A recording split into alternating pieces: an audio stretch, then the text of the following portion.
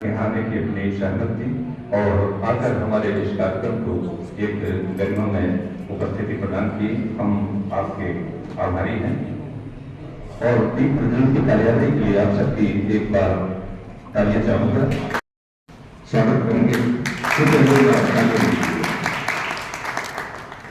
हमारे अध्यक्ष महोदय का स्वागत सचधर्म त्रिपाठी जी कृपया आ जाए और अध्यक्ष महोदय का स्वागत करते हैं। डॉक्टर के खान के स्वागत के लिए मैं पीयूष मिश्रा जी को आवाज दे रहा हूं।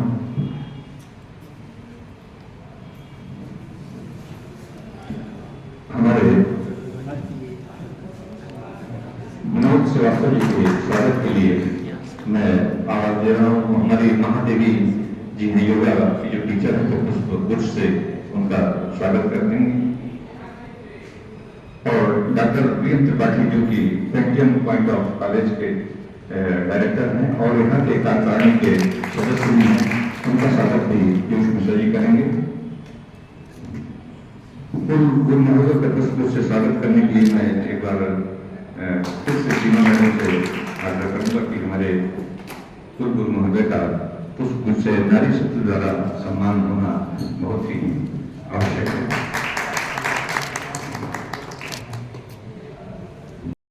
उद्देश्य युद्ध में जो पीड़ित लोग हैं उनकी सेवा करना, उनको दवाइयाँ पहुँचाना, उनके घावों को देखना, वहां तक सीमित था।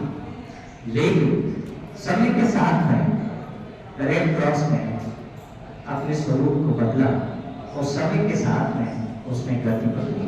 यहाँ तक मानवता का सवाल है, तो मानवता हर उस धर्म में, हर उस संस्कृति में, हर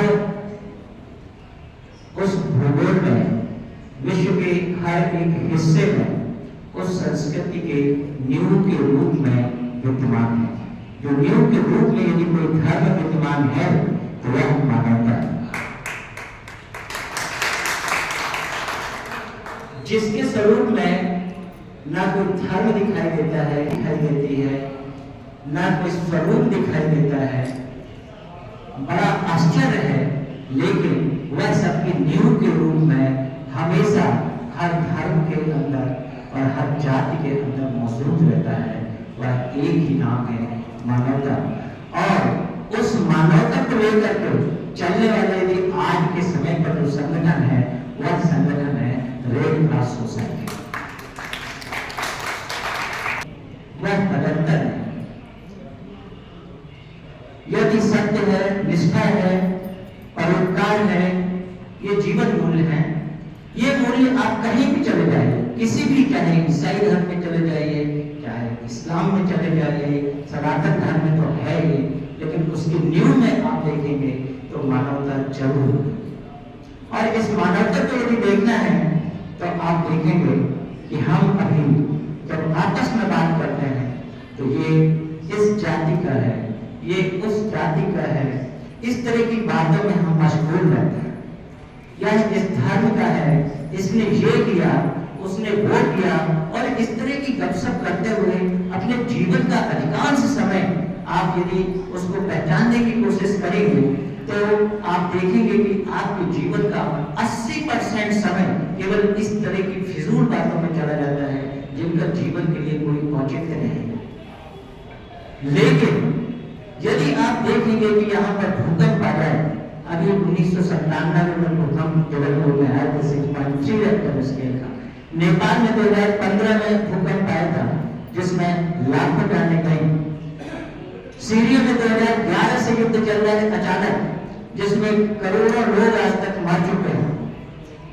तो जब भूकंप आता है तब आप देखेंगे कि एक अनजान हाथ पता नहीं कहां से निकल करके सामने आ जाता है और उन पीड़ितों की सहायता के लिए वो आगे आ जाता है, और वो अनजान हाथ होता है मानवता का।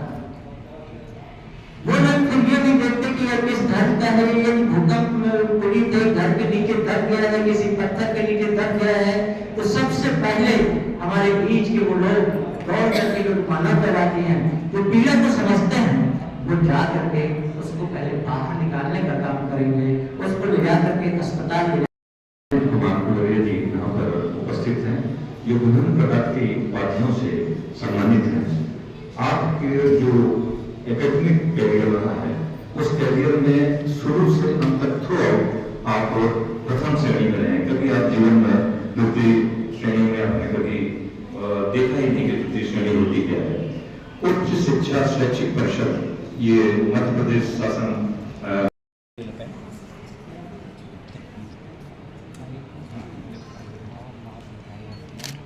कृपया इस क्षण का फोटोग्राफ जरूर ले लीजिएगा।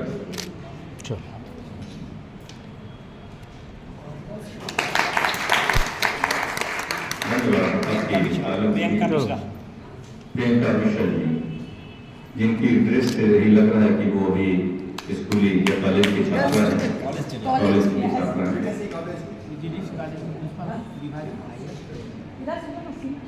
उनके इस जज्बे को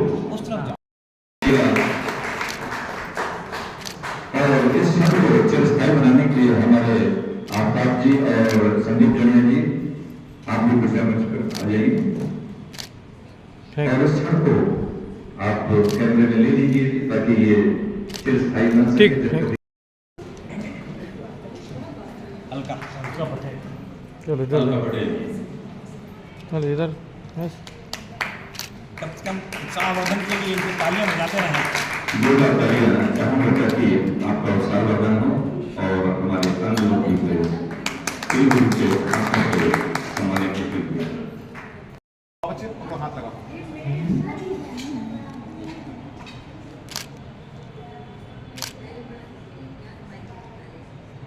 ठीक। लोगों को बढ़ चढ़ करके आगे आना चाहिए। प्रेजेंट टाइम में हमारी युवा पीढ़ियों को इस फील्ड में आने की बहुत ज़्यादा आवश्यकता है और ऐसा देखने में हमने पाया भी, जो हमारा पिछले 8 दिनों से जो ये रेड क्रॉस दिवस मनाया जा रहा है 8 मई से और 14 मई के बीच में, इसमें हमने देखा कि युवाएं जो पीढ़ी है वो बढ़ चढ़ करके भाग ली और स्पेशली हमारी जो बच्चियां हैं, जो महिलाएं हैं, महिला वर्ग ने बहुत बढ़ चढ़ कर भाग लिया। जैसे रक्तदान में बात करें या वृद्ध सेवा में बात करें, सब में बहुत अच्छा किया है। आमतौर के ब्लड डोनेट करने की बात आती है युवाओं में, वो पीछे रह जाते हैं क्या? युवाओं को भी उसके बारे में पूरी तरीके से उनको जानकारी नहीं है कि ब्लड डोनेशन के फ़ायदे क्या हैं। उनको ये मानना है कि ब्लड डोनेट कर देने से वीकनेस, कमजोरी आती है। तो मैं आपके इस चैनल के माध्यम से बताना चाहूँगा कि ब्लड डोनेशन से बहुत फ़ायदे हैं और सबसे बड़ा फ़ायदा तो ये है कि ये समझना चाहिए कि जब हमारा पुराना ब्लड जाता है तो नया ब्लड बनता है। हमारी जो बोन मैरोज़ हैं, बोन मैरोज़ हमारी प्रतिदिन हमारी ब्लड बनाती हैं। तो युवा पीढ़ी जब ब्लड डोनेट करते हैं तो उनके अंदर जो कुछ बीमारियां यदि होती भी हैं, वो बीमारियां भी जड़ से ख़त्म होती हैं और उनका शरीर जो है स्वस्थ होता है। क्रॉस के उसमें 1 हफ्ते से चल रहा था, उसमें हमने सीखा कि जो बुज़ुर्ग जन है, जो ज़रूरतमंद लोग हैं, उनकी सहायता हम ब्लड डोनेट करके भी कर सकते हैं और भी काफ़ी सारी चीज़ें हैं, पर मेन जो है हम ब्लड डोनेट करके उनके फ्यूचर में भी और अभी भी सहायता कर सकते हैं। क्या फ़ायदा होता है रक्तदान करने से? और ब्लड डोनेशन से हमारे इंटरनली सबसे पहले तो हमारा सेल्फ, जो हमें मन को शांति मिलती है सबसे पहले, और बॉडी में जो चेंजेस आते हैं उसमें हम देख सकते हैं स्किन ग्लो करती है और बॉडी में इंटरनल जो प्रॉब्लम्स है, जैसे छोटी छोटी बीमारियां, स्किन एलर्जी। राष्ट्रीय